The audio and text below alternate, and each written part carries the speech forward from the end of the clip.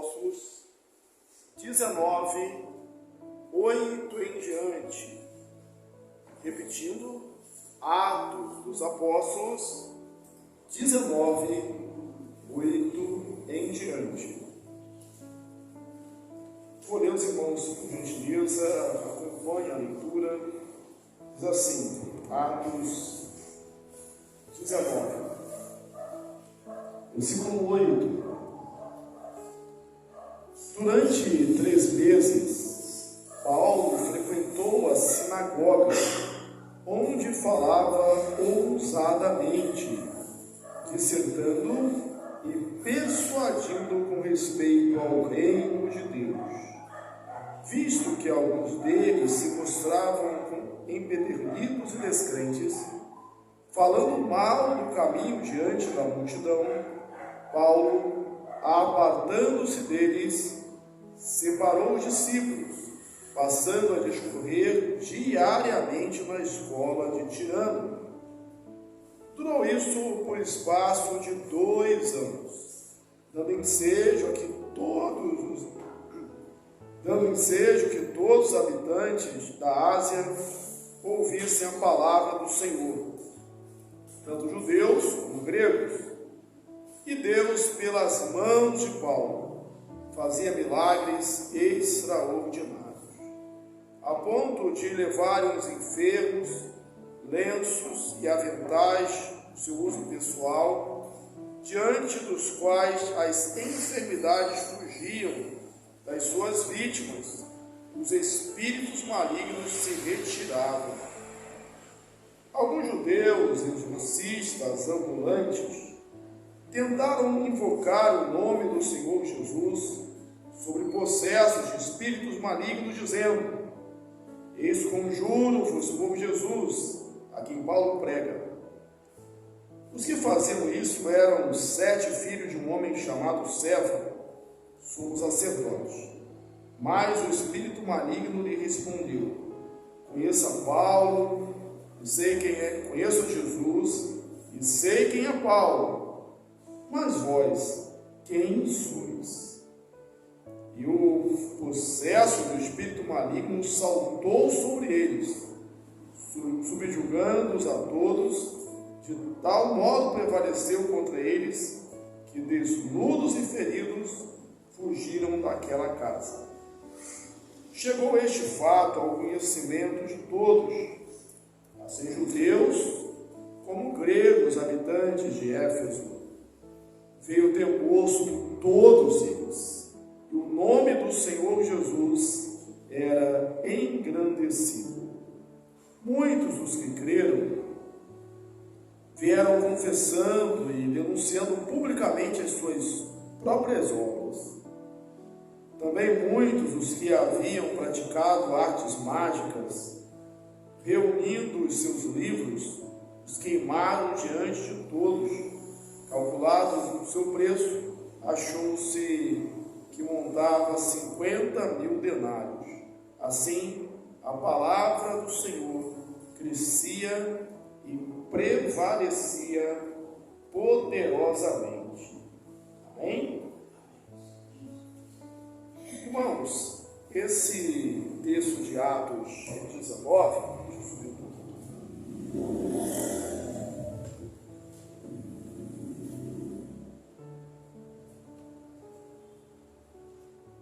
Nesse texto de Atos 19, aparece um versículo daqueles que nós citamos na introdução do livro, que era uma divisão proposta por Turner. E ela aparece aqui, eram 6 divisões, aparece aqui como a 5ª divisão que foi proposta por C.H. Turner. E eu vou lembrar dessas divisões que apresentamos no início, logo na introdução, mostrando que serviam como divisões do livro de Atos dos Apóstolos. E como aqui aparece a 6ª, eu vou citar as outras, as anteriores, só para a gente relembrar desses relatórios. O primeiro dele está em Atos 6, 7. Vamos ver se você consegue lembrar daquilo que já estudamos, que diz assim: crescia a palavra de Deus, e em Jerusalém se multiplicava o número dos discípulos, e também muitíssimos sacerdotes obedeciam à fé.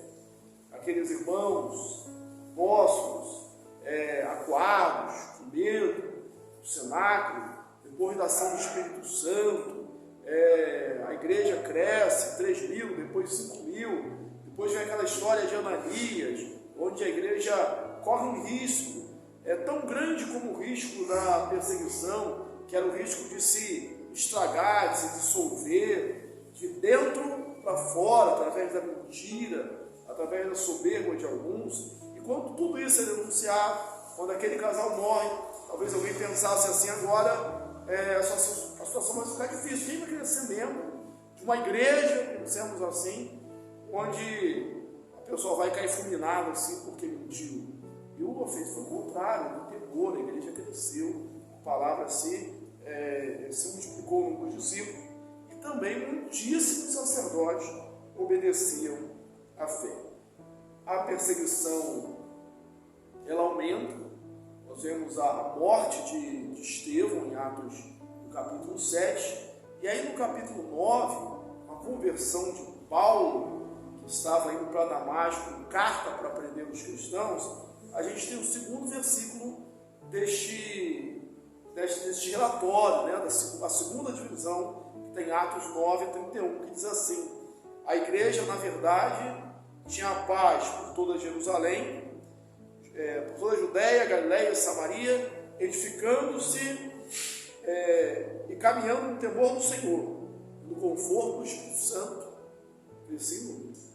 Havia uma grande perseguição, o perseguidor se converte, e eu deixei a igreja, na verdade, tinha paz por toda a Judéia, Samaria, Galiléia e Samaria, e caminhando no temor do Senhor, no conforto do Espírito Santo, crescia em número.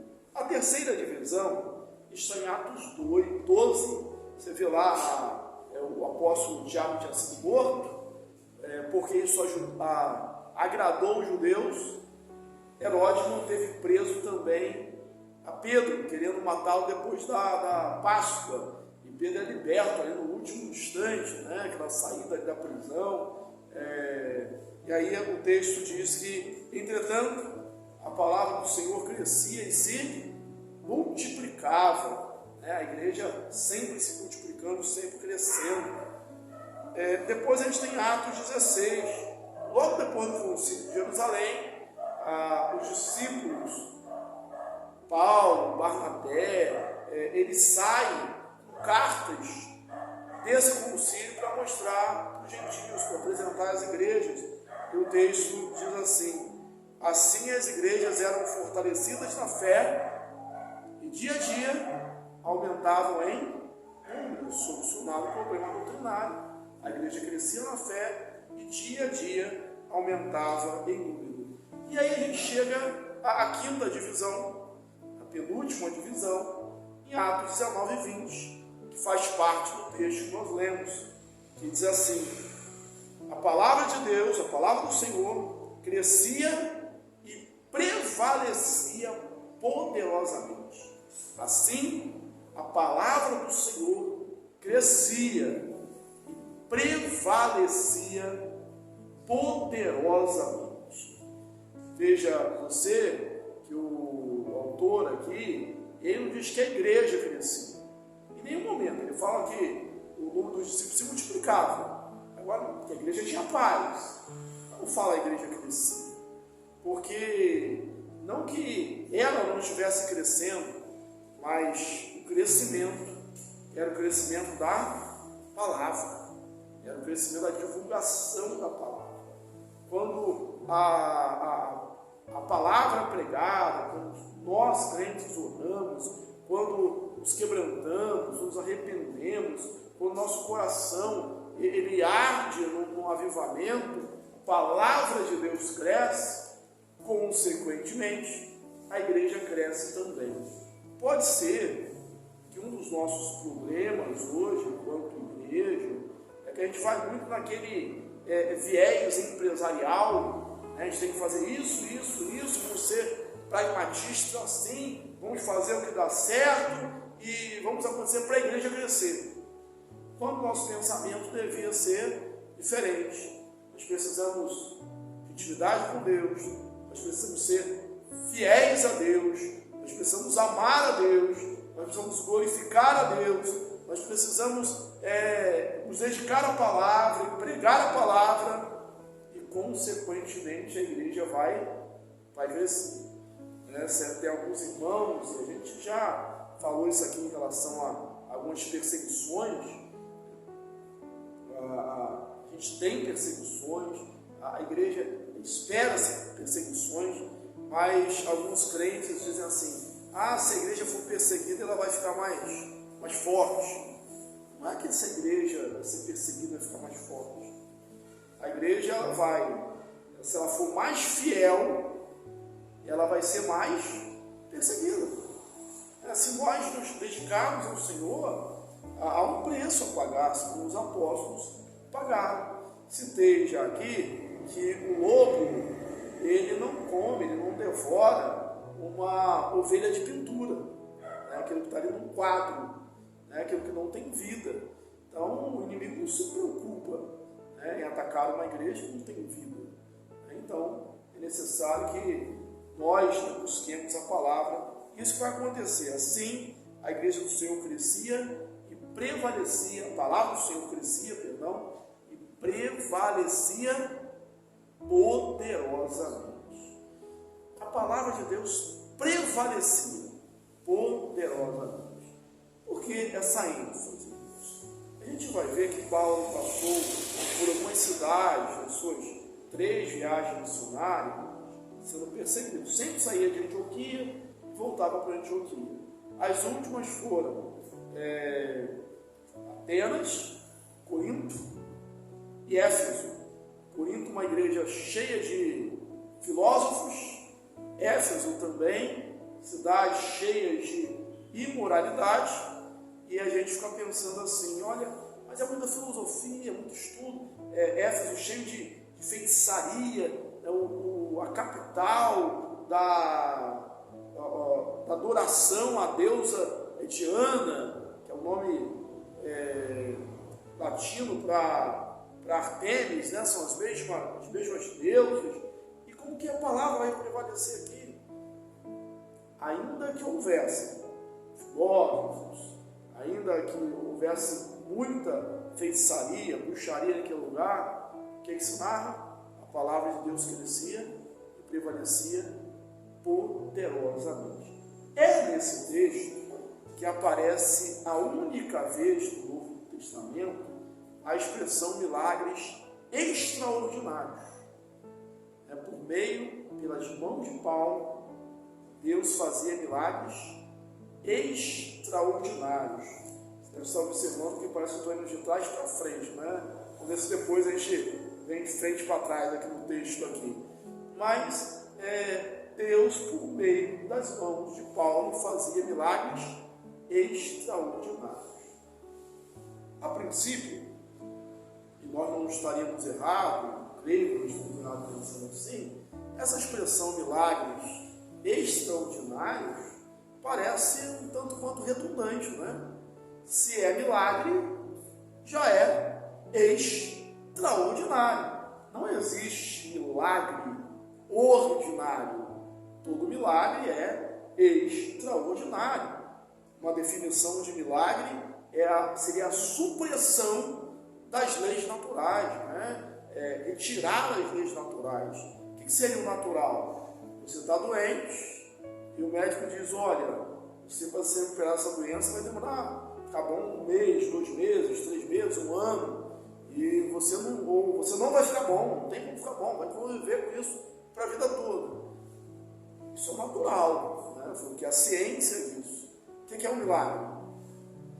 É o extraordinário, é o que não é natural. Você vai ficar bom num tempo menor, ou ficar bom de algo que pela medicina era incurável. Milagre é acabar com a lei da gravidade, e caminhar sobre as águas, fazer o Mar Vermelho se abrir, o Rio Jordão se dividir, cair pão do céu, né? São coisas que são extraordinárias. Morto ressuscitar não é ordinário, né? São extraordinários. É que fala que Paulo, pelas mãos de Paulo, Deus operava milagres extraordinários. Primeira descrição que eu faço aqui, a primeira ênfase que eu dou, é que o texto diz: pelas mãos de Paulo, Deus operava. Essa é a ênfase bíblica. Não era Paulo que operava, era Deus que operava pelas mãos de Paulo. Deus sempre usa as mãos que se cedem ao trabalho, que se entregam à obra, e entreguemos as nossas mãos também ao trabalho de Deus e façamos aí a sua obra. E não é que eu gostei de trás para frente, acho que eu vou continuar assim de trás para frente mesmo. E que milagres extraordinários eram esses. Lembrando que essa cidade, Éfeso, era uma cidade, templo da deusa Diana, de Artemis, havia muitos livros, muitas cartas de Éfeso que eram para curas, para, como tem hoje, recupere o seu amor, conquiste isso, fique rico. Então essas cartas de feitiçaria de Éfeso prometiam essas coisas, né? Havia muita superstição ali, havia um povo que cria em tudo, e Deus, Ele é o Deus que supera todos os outros deuses, os falsos deuses. A gente pode se lembrar, né, nem que seja apenas a fim didático, mais uma vez lá do Êxodo, da saída do povo do Egito, e cada um daquelas pragas era uma mostra de derrota de um Deus egípcio. Não era o Deus do Nilo, né? O Deus é o Deus todo-poderoso, que tem poder sobre as águas. Né? Em cada uma delas ali era um Deus egípcio sendo vencido. E aqui Deus opera por meio das mãos de Paulo para fazer reconhecido o seu poder num momento, numa hora que é necessário. E olha o que o texto diz, que até o avental e o lenço de Paulo curava. Tem alguns poucos textos assim na Bíblia, né? Talvez a mesma ênfase dada para aquela mulher do fluxo de sangue, né, que chegou em Jesus. Não havia, irmãos, poder, né? Preste bem atenção no que eu estou falando. Não havia poder nas vestes de Jesus. Alguém tem dúvida disso? Não tinha poder nas vestes de Jesus. Então pega a sua túnica, foi lá dividida, sorteada. Não há poder nas vestes de Jesus. O poder estava em Jesus. Mas olha o pensamento daquela mulher: se eu apenas tocar na orla dos seus vestidos. Deus, Ele opera, digamos assim, que Ele se reduz, Ele chega-se até nós, naquele limite que nós podemos crer, e opera o seu poder dentro das nossas limitações de pensamento. Ela pensou assim, ela não tinha combinado nada com Jesus: se eu tocar nas vestes dele, e foi para... Há um outro texto que diz que a sombra de Pedro curava. E aqui, o lenço de Paulo, mas não era um lenço da última moda, top, né? Um negócio assim decorativo. O lenço aqui era o lenço que eles usavam amarrado ao redor da cabeça para escorrer, para parar o suor. Era do trabalhador, talvez do fabricante de tenda, daquele que precisava secar o seu suor. E talvez as pessoas pegassem esse lenço, que fazia parte da superstição deles, né? um lugar cheio de superstição, e Deus, por meio daquilo ali, curava. Por quê? Porque aprove a sua soberania fazer assim. Mas o detalhe é que, pelas mãos de Paulo, quem curava era Deus. A glória foi dada a Deus. Depois, e a história da igreja está cheia de problemas assim, não só no Novo Testamento, mas no Antigo Testamento. Deus no Antigo Testamento mandou fazer lá a serpente de bronze. E depois essa serpente, na época do rei Josias, se não estou enganado, na reforma teve que ser, Ezequias, teve que ser destruída. Ele destruiu a serpente. Deu sangue. Por quê? Porque ela havia se tornado uma fonte de idolatria. Estava desviando o povo. E no período da reforma, das coisas que a reforma protestante, ela falou contra, foi contra as relíquias. O pessoal pegando essa ideia, tinha uma veste de um santo, o dente do santo fulano de tal, um pedacinho da cruz. Eles diziam que aquilo tinha um poder para expulsar demônios. Não tinha, era fruto de superstição. Nós não somos chamados para pregar superstição, ao contrário, nós falamos contra o erro. Mas Deus operava milagres e a palavra de Deus prevalecia. Agora sim eu vou voltar lá ao início, Vou voltar ao início para a gente concluir. Quando, na semana passada, a gente viu que existiam alguns crentes, como Apolo, que foi chamado de eloquente, por muitas palavras, é o único chamado de eloquente na Bíblia. Ele não conhecia ainda um crente incompleto, não tinha o Espírito Santo. Por quê? Porque ele conhecia o batismo de João. Ele ainda não tinha notícias de que o Pentecostes havia sido dado, e aquela presença maravilhosa de Jesus, de Deus conosco, através do seu Espírito, ainda não era uma realidade para ele. Porque a mensagem que nós temos do Emmanuel é o que? Deus conosco. Jesus, Emmanuel, Deus conosco.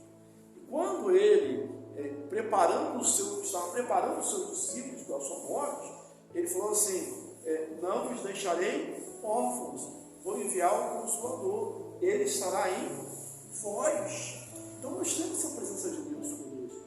E Apolo não sabia disso. Depois, um pouco mais à frente, em Éfeso, vez de 12 discípulos, e eles eram crentes, eram discípulos, só que não sabiam ainda do Pentecostes, de que esse Espírito tinha sido derramado.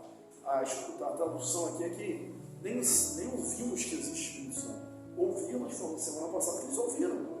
O próprio João Batista falava, eu vos batizo com água, mas depois de mim vem aquele que vos batizará com o Espírito Santo com fogo. Segundo alguns, a melhor tradução seria, a gente nem saber se o Espírito Santo já foi dado, ou foi derramado. Eles recebem o Espírito Santo, marcando ali uma época. Bom lembrar que esse aqui era um período de transição. Aí Paulo, no texto que nós começamos a ler hoje, ele aparece pregando em Éfeso. Foi a cidade que ele ficou mais tempo, 3 anos. Aqui ele fala de 3 meses, depois 2 anos. No total foram 3 anos em Éfeso. Ele começa ensinando na sinagoga, mas a pessoa que estava com o coração endurecido e falava mal do caminho. Grava essa expressão, o caminho. Foi um dos primeiros nomes que nós tivemos. Nós somos aqueles do caminho. O cristianismo é chamado de um caminho. Também da seita dos nazarenos. Mas o caminho aqui é bem significativo, porque mostra que nós não somos, não queremos um conjunto de ritos, mas no andar com Deus, uma vida com Deus. Nós somos do caminho. Esses judeus falavam mal no caminho. muitas das vezes por inveja. E o que Paulo faz? Ele para de ensinar na sinagoga. Aí você vai falar, eu já vi isso. A gente já falou sobre isso sim, no capítulo 18, quando ele, em Corinto, Crispo, né, havia se convertido, e depois eles saem da sinagoga e fazem uma igreja, ou se reúnem na casa contígua à sinagoga, do lado da sinagoga, né? E Sóstenes, que agora assume o lugar de maioral da sinagoga, tenta fazer um levante, aproveitando-se de galho, mas o tiro sai pela culatra, e ele é que apanha. Então Paulo já tinha mostrado, não posso sair da sinagoga, eu vou ensinar aqui do lado, né? Para que todos que queiram possam ouvir. Corinto. Em Éfeso, ele vai normalmente para a sinagoga. Com uma resistência, depois de 3 meses, ele sai da sinagoga. E olha a novidade aqui, irmãos. Talvez seja a primeira vez no Novo Testamento, né, que muda aquela questão da questão da casa. E a igreja não está reunida numa casa, ela está reunida numa escola, né, chamada Escola de Tirano. A gente não tem muita informação sobre Tirano, mas era uma cidade cheia de filosofia, de ensino. Então, esse Tirano possivelmente era um filósofo, talvez tenha se convertido.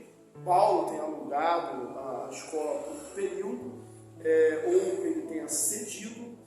Há uma anotação antiga que diz que Paulo se reunia, a autorização para usar a escola era de 11 horas até as 4 horas, que era o horário mais quente.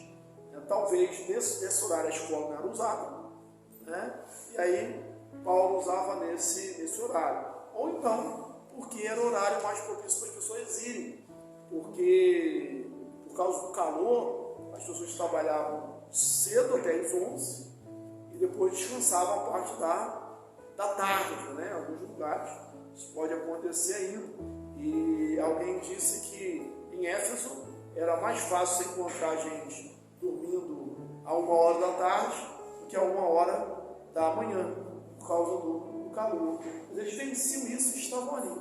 E olha a vantagem, olha a vantagem. Aqui o texto diz todos os dias. Na sinagoga eram os sábados. Aqui são todos os dias. Na sinagoga o público era restrito. A maioria dos judeus, prosélitos, tementes a Deus, mas aqui todos têm um acesso mais livres.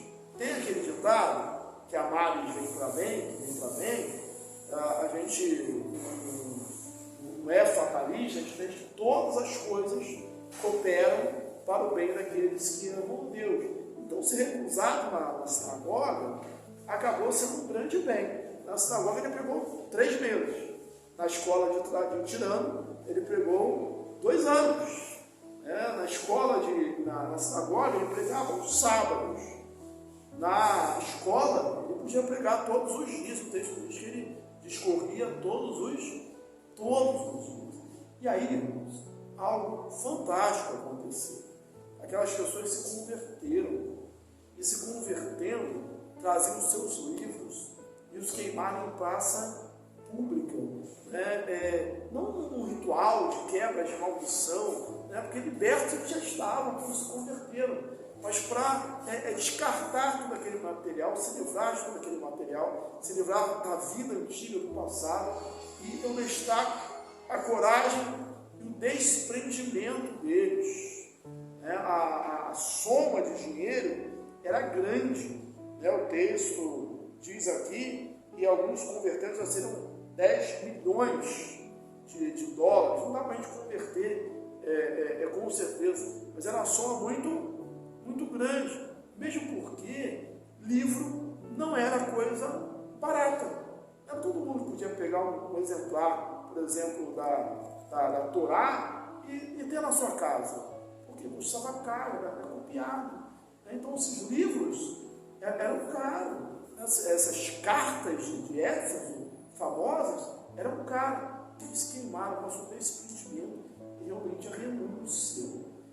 Tem algumas situações, algumas coisas na nossa vida que a gente sabe que a gente deve se desfazer, mas a gente se apega, né? Por causa do valor financeiro, por causa do apego emocional, né? E eles mostraram realmente uma mudança, né? Nós não precisamos mais disso, não queremos mais isso.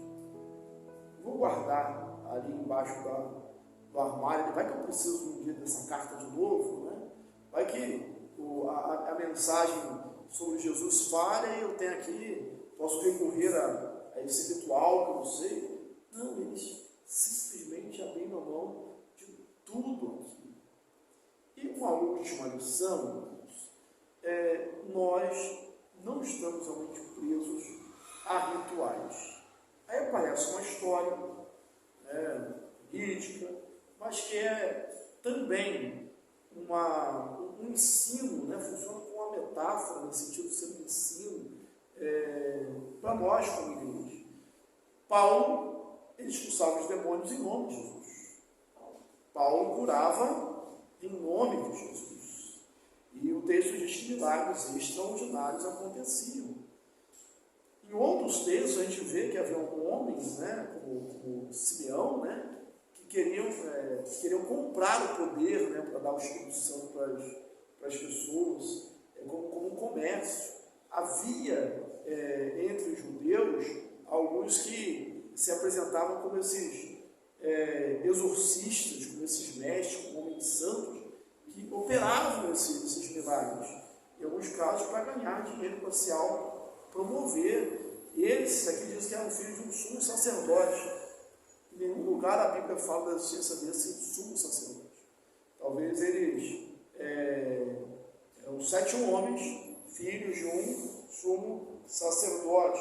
Não há em outro lugar o nome desse sacerdote, que eu acho que o nome daqueles eram. Quem achar, me ajuda aí. 14. Versículo 14. Os que faziam isso eram 7 filhos de um homem chamado Cefas, né? Sumo sacerdote. Se procurar, só tem sumo sacerdote. E outra coisa, eles estão onde? Em Éfeso. Os sacerdotes estavam em Jerusalém. Né? Os sacerdotes estavam em Jerusalém. Então talvez fosse para dar credibilidade ao que estão falando. E alguns chegam até a dizer que era um sacerdote pagão. Mas o fato que eles queriam expulsar, eles tinham uma crença. A crença era que quando existia alguém possuído por um demônio, doente por causa de um demônio, e você pronunciasse o nome de uma entidade espiritual mais poderosa que aquele demônio, né, você conseguia expulsar o demônio. E aí eles viram Paulo fazendo isso, vão aprender direitinho aqui, e chegaram para excomungar, né? Expulsar o demônio, e disseram: olha, em nome de Jesus, aqui em Paulo, prega. O demônio já teve a dica: você não conhece Jesus, não, foi em nome de Jesus. Paulo prega. Não é um rito, não é um rito. Inclusive, alguns hoje, né, acham importante, né, não tem que saber qual o nome do demônio, qual o seu nome. E dar o microfone para o demônio falar. A gente não sabe o nome de demônio. O que a gente aprendeu na Bíblia foi em nome de Jesus. Com toda a fé, com tudo aquilo que isso indica, sendo nós novas criaturas, e não um rito. Não é um ritual. Como os lenços também não são rituais. Não adianta você chegar e sair, leve esse lenço, ou esse paletó, ungido, ou outras coisas semelhantes, né? Nós não estamos presos ao ritual. E outra coisa, nós devemos lembrar que Atos mostra um período